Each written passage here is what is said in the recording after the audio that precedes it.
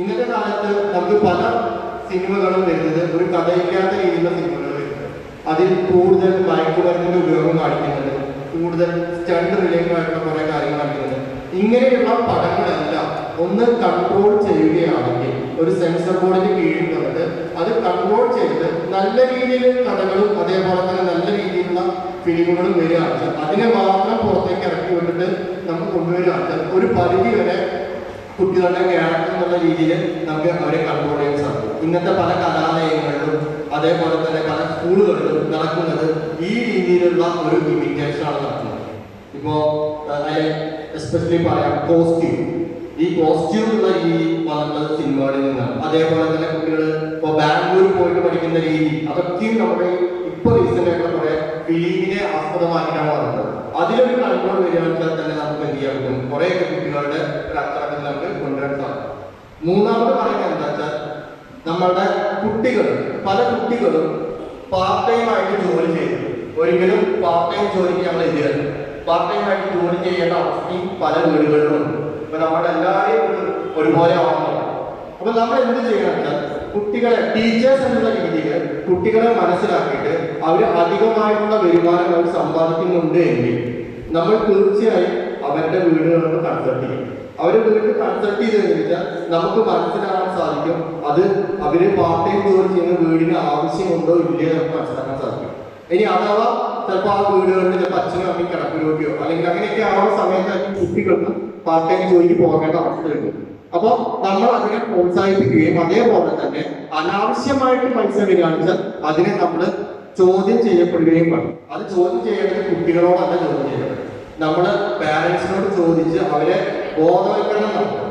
അതിന് വേണ്ടിയിട്ട് കുട്ടികളോട് നമുക്ക് വേണമെങ്കിൽ ബോധവൽക്കരണം, ഈ കുട്ടികൾ പാർട്ട് ടൈം ജോലിക്ക് പോകുന്ന സമയത്ത് നമുക്ക് അവരെ പഠിപ്പിച്ചു കൊടുക്കാം. പോകുന്ന പൈസ, നിങ്ങൾക്ക് കിട്ടുന്ന പൈസ എഴുതാൻ പറയാം, ഒരു ബുക്കിൽ എഴുതാൻ പറയാം.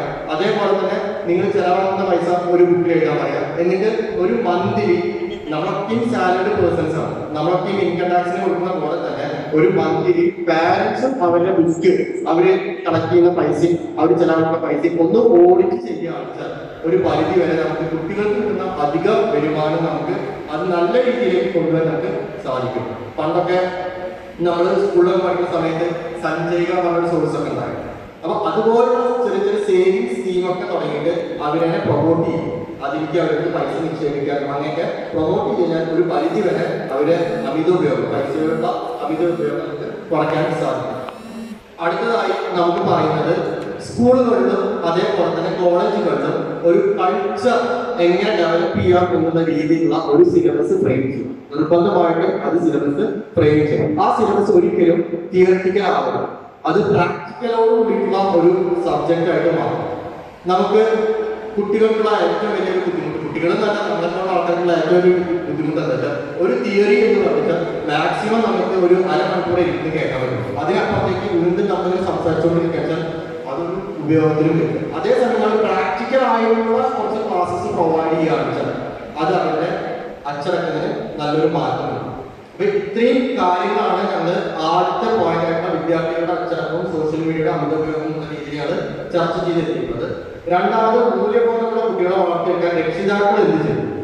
ഇത് വളരെ ഇമ്പോർട്ടന്റ് ആയിട്ടുള്ള ഒരു ചോദ്യം തന്നെയാണ്. കാരണം ആദ്യം തന്നെ നമ്മൾ കുട്ടികളെ നമ്മൾ ശാസിക്കുകയോ അല്ലെങ്കിൽ കുട്ടികൾ പറയാനായിട്ട് മുന്നേ തന്നെ നമ്മൾ ആദ്യം എന്ത് ചെയ്യുന്നത്, പല കുട്ടികളും പല രീതിയിലും വഴിതെറ്റി പോകുന്നതിന്റെ ഏറ്റവും വലിയൊരു പ്രശ്നം എന്താ വെച്ചാൽ നേരായ രീതിയിൽ ഒരു പാരന്റിങ് ഇല്ലാത്തത് കൊണ്ടാണ്. പണ്ട് കാലത്ത് നമ്മൾ കൂട്ടുകുടുംബമായിരുന്നു, അവിടെ അച്ഛനോ അമ്മയ്ക്കോ കുട്ടിയെ നോക്കാൻ സാധിച്ചില്ല വെച്ചാൽ ആ ഇവിടെ അമ്മൂമ്മ അതല്ലെങ്കിൽ ഇവിടെ അമ്മായി അങ്ങനെ കുറെ റിലേറ്റീവ്സ് ഉണ്ട്. ഇന്നത്തെ കാലത്ത് ന്യൂക്ലിയർ ഫാമിലി.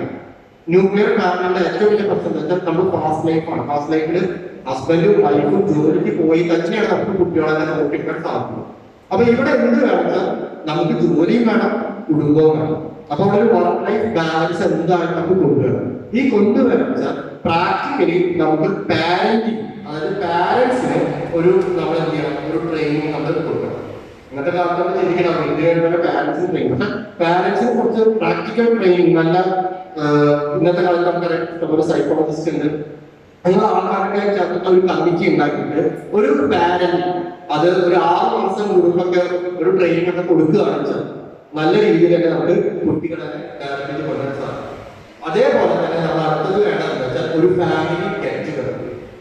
ഒരു 2 മാസം 3 മാസം കൂടുമ്പോൾ നിയറസ്റ്റ് നമ്മുടെ അയൽവാസികളും അതേപോലുള്ള ആൾക്കാരൊക്കെ ഉണ്ട്, അവരൊക്കെ ആയിട്ട് ഒരു ഗെറ്റ് ടുഗദർ വരും.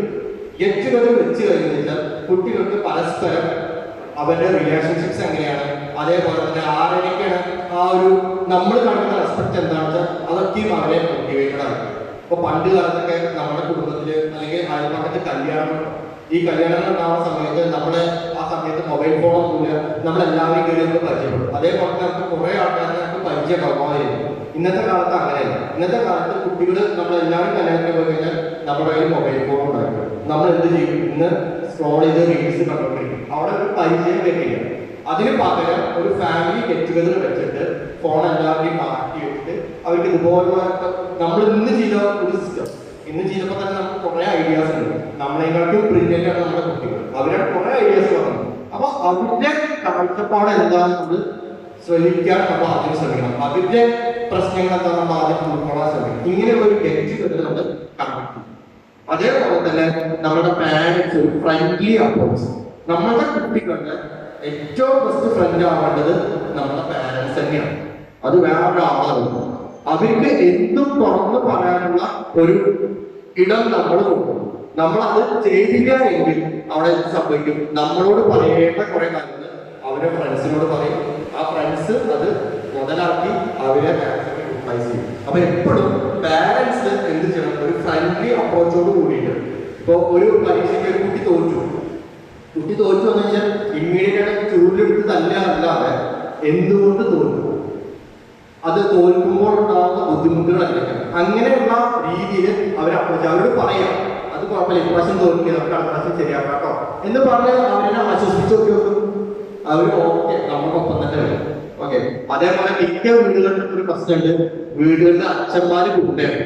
അമ്മ പറയും, അച്ഛൻ പറഞ്ഞാൽ അതൊക്കെ പറഞ്ഞു കൊടുക്കും കേട്ടോ.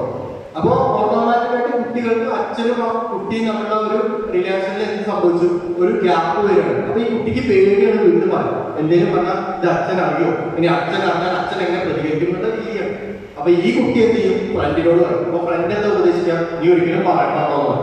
അപ്പൊ അവിടെ ആ പ്രശ്നം ഡെവലപ്പ് ചെയ്ത് വരികയാണ് ചെയ്യും. അപ്പൊ അങ്ങനെയുള്ള ഒരു സാഹചര്യമാണ് നമുക്ക് ഒഴിവാക്കുക. അതേപോലെ തന്നെ നമുക്ക് അടുത്ത ഒരു കാര്യം എന്താ പറയുക വെച്ചാൽ, സമൂഹവും വിദ്യാർത്ഥികളും നമ്മുടെ ബന്ധം മെച്ചപ്പെടുത്താൻ എന്ത് ചെയ്യണം? സമൂഹവും വിദ്യാർത്ഥികളും നമ്മുടെ ബന്ധം മെച്ചപ്പെടുത്താൻ ആദ്യം ചെയ്യേണ്ടത്, നമ്മൾക്കറിയാം ഇവിടുത്തെ ബീവറേജസ് ഒരുവിധം എല്ലാ ടൗൺ സിറ്റികളിലായിട്ടും, ബാറുകളായാലും ശരി, ബീവറേജസ് ആണെങ്കിലും ശരി, ടൗണിലായിട്ടുണ്ടാവും. നമ്മൾ ബസ്സിൽ കയറി നിൽക്കുമ്പോൾ കുളപ്പുള്ളി ബീവറേജ് നോക്കണം. അതിന്റെ നേരെ കല്ലാണ് ബസ് സ്റ്റോപ്പ്. ഒരു കുട്ടീനെയും പിടിച്ച് നമ്മൾ ബസ് സ്റ്റോപ്പ് കയറാൻ പറ്റുന്ന സമയത്ത് നീണ്ട ഒരു ക്യൂ ആണ്. കുട്ടി അച്ഛനോട് ചോദിക്കണം, എന്താണ് ക്യൂ? അപ്പൊ നമ്മൾ പറഞ്ഞിട്ടും ഇത് ബീവറേജ് ആണ് കേട്ടോ. എന്നിട്ട് നമ്മൾ പറഞ്ഞിട്ടുള്ളത് ഇവിടുന്ന് ഒരു സാധനം വാങ്ങിയത് അവരുടെ ആരോഗ്യത്തിന് ഹാനികരമാണ്. കുട്ടി ഇങ്ങനെ ചോദിക്കും, ഇത്രയും ഹാനികരം ഉണ്ടായിട്ടാണ് ഇത്രയും ക്യൂ ചോദിക്കും. എന്താ അതിന്റെ ആൻസർ?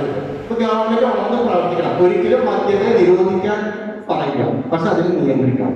അതിനെ നിയന്ത്രിക്കണമെങ്കിൽ അതിനെ കുട്ടികളുടെ അല്ലെങ്കിൽ മറ്റുള്ള ആൾക്കാരെ ഇടയിലേക്ക് വരുത്താതെ ഒരു ഏകദേശം കുറച്ച് മാറി അത് അധികം സാമൂഹിക ഒരു സമ്പർക്കം ഇല്ലാത്ത രീതിയിൽ കൊണ്ടുവയ്ക്കണം. ഇനി അങ്ങനെ കൊണ്ടുവച്ച് കഴിഞ്ഞാൽ കുട്ടികളുടെ ഭാഗത്ത് ഒരു സജഷൻ ഉണ്ടായി. അപ്പൊ കുട്ടികൾ ചോദിക്കും, ഇത് ആരും കുട്ടികൾ പോയിട്ട് ബീവറേജ് സാധനമാക്കും. അവിടെ ഒരു സെക്യൂരിറ്റി വേണം.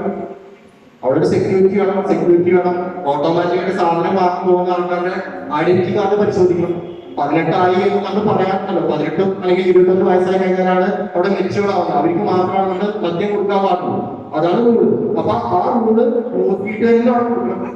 അങ്ങനെ ചെയ്യുമ്പോൾ ഒരു പരിധി വരെ നമുക്ക് കൺട്രോൾ ചെയ്യാൻ സാധിക്കും.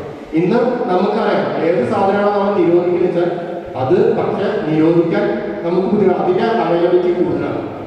പലതരത്തിൽ നമ്മൾ കാണാറുണ്ട്. നമുക്കറിയാം കേരളത്തിലെ ഹാൻഡ്സ് നിരോധിച്ചാണ് അല്ലെ, പക്ഷെ നമ്മൾ എല്ലായിടത്തും കാണുന്നുണ്ട്. ഇതിനൊക്കെ ഒരു രീതി, ഒരു കൺട്രോൾ, നിയമം ശക്തമായാൽ തന്നെ നമുക്ക് എന്ത് സംഭവിക്കും? നമുക്ക് ആ സമൂഹവുമായിട്ടാണ് ഉണ്ടായത്. ഇപ്പൊ നമ്മൾ പറയും, ഈ അടുത്തുണ്ടായിരുന്നു പാലക്കാട് നിന്ന് കുളപ്പുള്ളി വരെ ബൈക്കിൽ MDMA ആയിട്ട് ബൈക്കിലൊക്കെ അവസാനം പോലീസ് ചേച്ചി പിടിച്ചു കൊണ്ട അവസ്ഥ.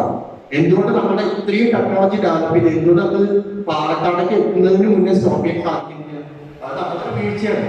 ഞാൻ ഉൾപ്പെടെയുള്ള എല്ലാവരെയും ഒരു വീഴ്ചയാണ്. നമ്മുടെ എല്ലാവരെയും വീഴ്ചയാണ്. നമ്മൾ ഇതിലെല്ലാം മൊത്തം പ്രവർത്തിക്കണം. ഇനി ഇത് പിടിച്ചു കഴിഞ്ഞാൽ എന്താ ശിക്ഷ? ശിക്ഷ മാക്സിമം എന്താണ് നമുക്കറിയാം, ഓരോ ഇതിനനുസരിച്ചാണ് ശിക്ഷ. അപ്പൊ അതിന് മാറ്റങ്ങൾ വരുത്തണം. നമ്മൾ മാറ്റങ്ങൾ വരുത്താൻ തന്നെ നമുക്ക് സമൂഹമായിട്ടൊരു അറ്റാച്ച്മെന്റ് വരും. ദെൻ അതേപോലെ തന്നെ അടുത്തത് വേണ്ടത് ഓപ്പൺ ലൈബ്രറി. സാമൂഹ്യപരമായിട്ട് ഓരോ വാർഡിലും ഒരു ലൈബ്രറി ഓപ്പൺ ചെയ്യാം. ഈ ലൈബ്രറി ഒരിക്കലും റീഡിംഗ് എന്നുള്ള രീതിയിൽ നിൽക്കാതെ വിഷ്വൽ എഫക്റ്റോട് കൂടിയുള്ള ഒരു ഡിജിറ്റൽ ലൈബ്രറി.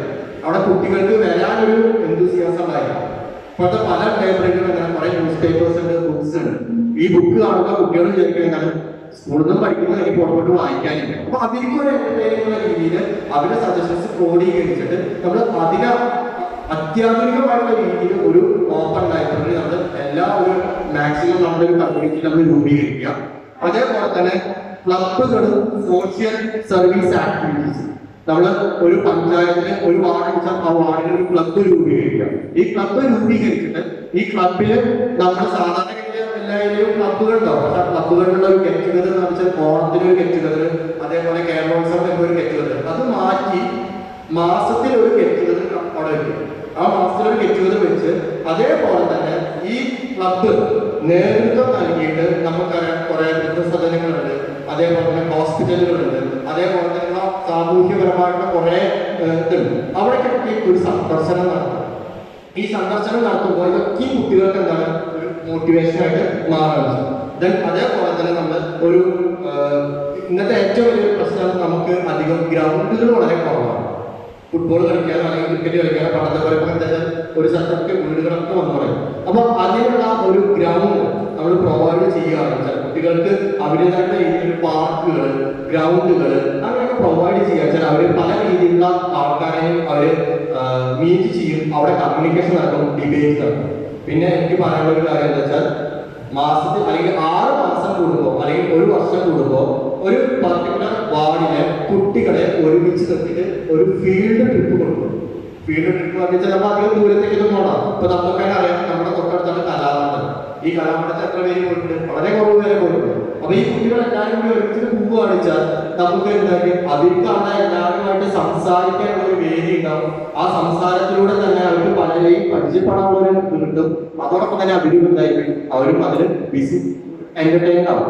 അവിടെ നമുക്ക് സോഷ്യൽ മീഡിയയുടെ ഉപയോഗം നമുക്ക് എന്ത് ചെയ്യാൻ പറ്റും, ഒരുവിധം കുറയ്ക്കാൻ സാധിക്കും. ഇത്രയും കാര്യങ്ങളാണ് ഞങ്ങൾക്ക് ഇതിൽ നിന്നും കുറച്ച് ഡിസ്കഷൻസ്. Thank you.